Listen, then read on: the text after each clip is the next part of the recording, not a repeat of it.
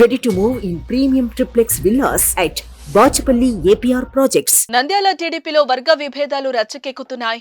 TDP అభ్యర్థి ఫరూక్, మాజీ MLA Bhuma Brahmananda Reddy మధ్య గ్యాప్ తారాస్థాయికి మారింది. నీ దారి నీదే, నా దారి నాదే అంటున్నారు బ్రహ్మానందరెడ్డి.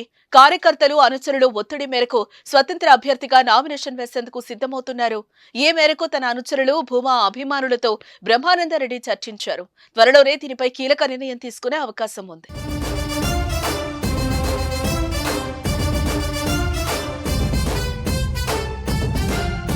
కర్నూలు జిల్లాలో 2019 ఎన్నికల్లో వైసీపీ క్లీన్ స్వీప్ చేసింది.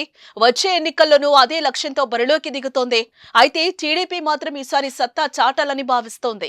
జనసేన, బీజేపీతో పొత్తు తమకు కలిసొస్తుందని భావించి ముందుకు దూసుకుపోతోంది. ఇలాంటి సమయంలో ఫరూక్, బ్రహ్మానందరెడ్డి మధ్య దూరం పార్టీని కలవరపెడుతోంది.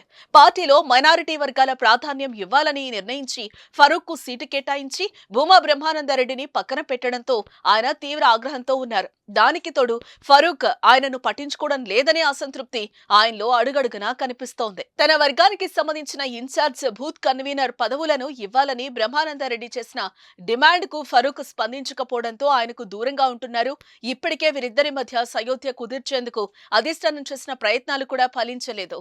బైరెడ్డి రాజశేఖర్ రెడ్డి, టీడీపీ జిల్లా అధ్యక్షుడు మల్లెల రాజశేఖర్ సమక్షంలో కలిసి పనిచేయాలని చర్చలు జరిపిన ఫరూక్, బ్రహ్మానందరెడ్డి పట్టించుకోలేదు. ఫరూక్ తమను పిలవడం లేదంటూ చెబుతూ బ్రహ్మానందరెడ్డి వాపోతున్నారు. ఈ పరిణామాల నేపథ్యంలోనే నామినేషన్ వేసేందుకు బ్రహ్మానందరెడ్డి సిద్ధమయ్యారు. ఈ నెల 23 లేదా 24 తేదీలో నామినేషన్ వేస్తారని సమాచారం. భూమా రెబల్ అభ్యర్థిగా నామినేషన్ వేస్తే నంద్యాల రాజకీయాల్లో భారీ మార్పులు వచ్చే అవకాశం కనిపిస్తోంది. టీడీపీకి భారీ ఎదురుదెబ్బ తగులుతుందని పార్టీ శ్రేణులు కూడా భావిస్తున్నాయి. మరి దీనిపై అధిష్టానం ఎలాంటి చర్యలు చేపడుతుందో చూడాలి.